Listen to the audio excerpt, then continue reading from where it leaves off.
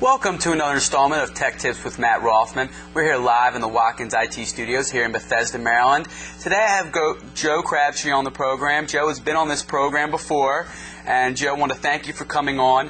And I was hoping you can educate me and the audience on RSS feeds. I was telling everyone that you can get Tech Tips with Matt Rothman through RSS feed, but yet I realize that my audience and even me doesn't truly understand what an RSS feed is. So please educate me and the audience on an RSS feed. Well, Matt, thanks for having me back again. Always nice to be on the program. Hey, man, bringing the top level talent for Tech Tips. And I know you really don't know RSS because we had to set that up for you on Tech Tips. You did. In order for Tech Tips to be available by RSS. Really simply, RSS is actually called Really Simple Syndication, which basically just means it's a way to feed or push news or information out to others.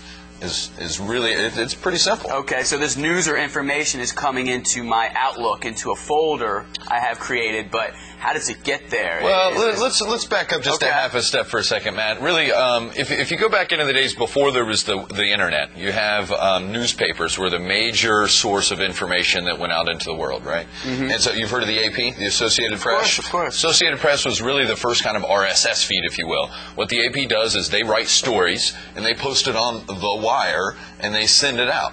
Okay. And so if you're the Chicago Tribune, you have you accept the wire, you basically read the wire, which is the AP news feed, and then you can republish AP news stories into your newspaper. Okay, really simple. Sure. RSS feeds, exactly the same concept, but in order to read an RSS feed, you need a software application, whether that's on your desktop, your mobile phone, connected in through Outlook, a web-based program. Any number of different programs can accept an RSS feed. They call those RSS readers. Okay, so in the past, we've all signed up for these email newsletters where every week or every month you get an email with some sort of newsletter. Is that sort of, is RSS feeds kind of replacing that? No, I wouldn't say that. Email newsletters are really more marketing material. Okay. I would say that would kind of target a specific audience for a product. Usually, like I said, marketing, sales type things go through for email newsletters. Right. Really, RSS is really more just news, information based, in the sense that more blogs use RSS than anything. So really, that's where RSS became really popular. Was also the influx in blogs out there, because really blogs and internet news are really kind of taken over the old newspaper news type of media. And so if I'm a blogger and I'm just Joe the plumber, to coin a phrase, and I'm writing about plumbing and I want all the plumbers out there to hear it, well, it makes it really easy for me to say, go grab my RSS feed.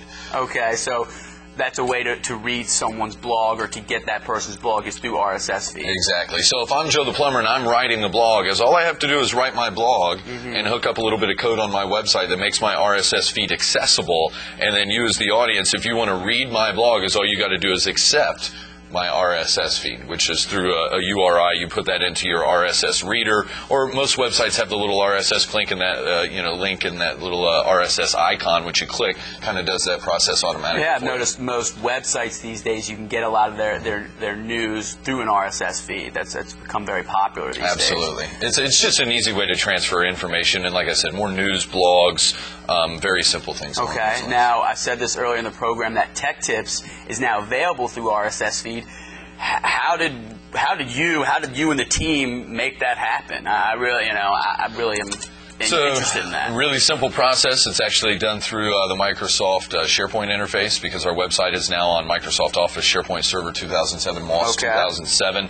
There's actually just a really easy option and point and click kind of way to do that. Okay, make it accessible. So because we have this SharePoint web platform that we're using, it makes it very easy to be able to get my video blog via RSS feed. Absolutely. Excellent. Well, Joe, thank you very much. You educated me. You educated the audience on RSS feeds. Everyone out there, please subscribe to Tech Tips with Matt Rothman RSS feed. But Joe, before I let you go, you're from Frankfort, Indiana. You were just home recently.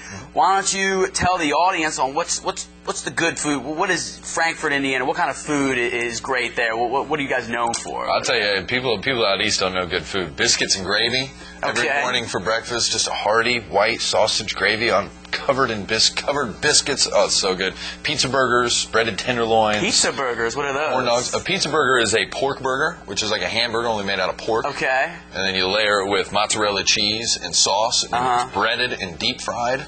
Wow. Phenomenal. I just made John back here running the camera real hungry. His mouth at the ground.